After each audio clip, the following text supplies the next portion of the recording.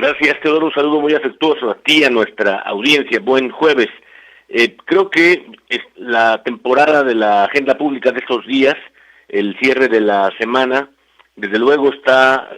nos está diciendo que estamos a 6 semanas de todas las elecciones generales del país, sobre todo las locales, que son las que están impactando mucho más, porque la presidencial tiene desde luego un tope que significa desde luego el control, que estamos no hablando de las candidaturas presidenciales, de las candidaturas a gobernador, los espacios locales, la delincuencia organizada que está a toda velocidad, porque justamente el tope a que me refiero es justamente que está generándose ese control de que no estamos hablando de la campaña electoral propiamente dicha, sino estamos hablando de otros temas que son precisamente, como lo hemos visto a lo largo de este sexenio, del presidente. De manera más reciente estamos hablando de los problemas asociados desde el punto de vista jurídico y también político, sobre todo político, de la Suprema Corte de Justicia, y también de los acontecimientos más recientes en Cámara de Diputados, por lo que toca a las aprobaciones de las leyes que el López Obradorismo ha puesto en la mesa, precisamente porque tiene los números, que es justamente la complicación que tuvimos en 2021, no generar ese gran acuerdo para que se pudiese entre todas las oposiciones hacer una sola, vamos a llamar una candidatura de unidad desde el punto de vista de lograr la mayoría en Cámara de Diputados. Y bajo esa misma lógica, las candidaturas han ido perdiendo tono,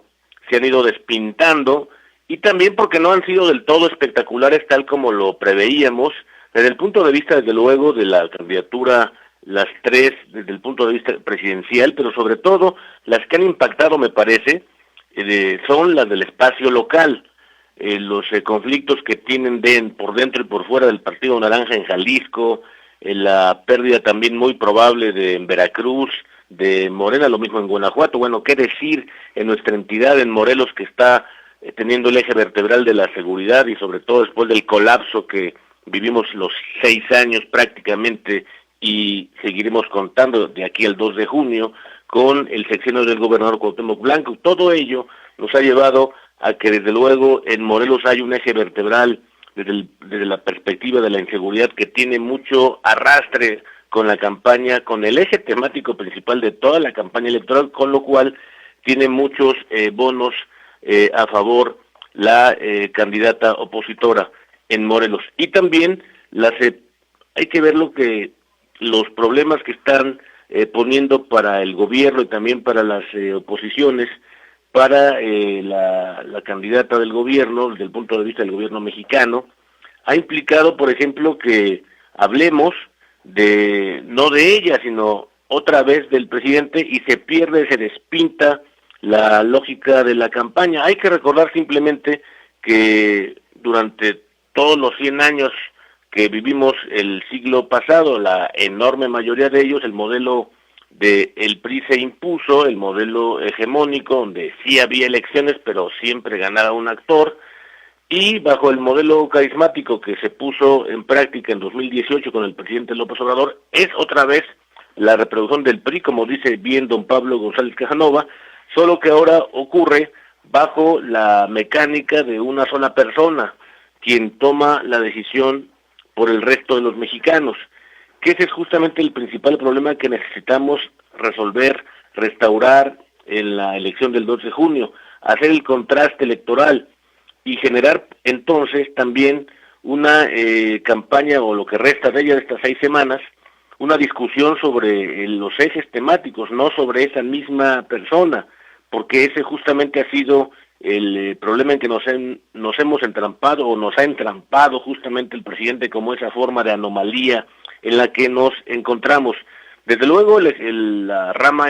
ejecutiva, administrativa es muy importante, pero no hay que olvidar la importancia capital, me parece, que tiene la votación en todo el país por los 300 distritos electorales del Congreso mexicano, porque allí está, me parece, uno de los enormes baluartes que nos quedan de la democracia constitucional para que México siga siendo una república. Y simplemente el llamado para todos es que tengamos presente, o que lo dejemos establecido, que el tener un Congreso sin mayoría del presidente le garantiza al país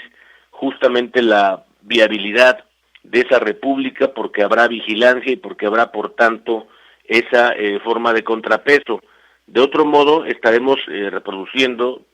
de seguir por el camino de este sexenio, como dice González Molina en su libro, respecto de los switchers, los votos leales cada vez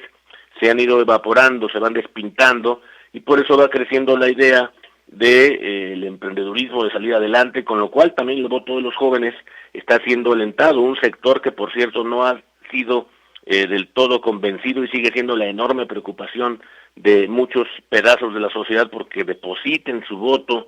justo en la urna el próximo 2 de junio. Creo que ese es el problema, o uno de ellos, o de los más importantes que debemos resolver. Y por último, me parece que la campaña en todos los tonos y maneras electoral, el centro debe dejar de ser una sola persona para que no tengamos, si lo vemos desde el punto de vista del mundo de la política, que no lo siga decidiendo una sola persona, o si lo vemos desde el punto de vista de la ciencia política, todos diríamos, como dijo Nadia Urbinati, dejemos de pensar en el presidente como yo, el pueblo.